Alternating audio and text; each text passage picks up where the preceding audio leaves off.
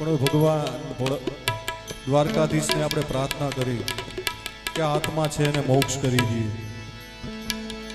અને આધુનિક યુગ પ્રમાણે, કારણ કે અહીંયા એક શક્તિપાઠ ચાલુ છે, તો આપણે દ્વારકાધીશને એક થાળ નાનો અમથો લઈ લઈએ, કારણ કે ભજન વિરામ બાજુ છે.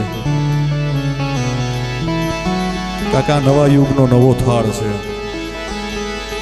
આજ નોતર્યું દીધું મારા લાલ, જમવાને આવજો.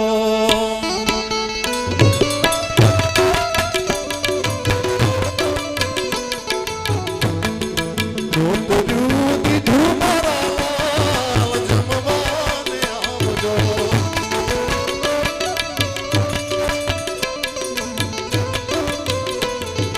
પ્રેમે ધર્યો છે પ્રસાદ, જમવાને આવજો.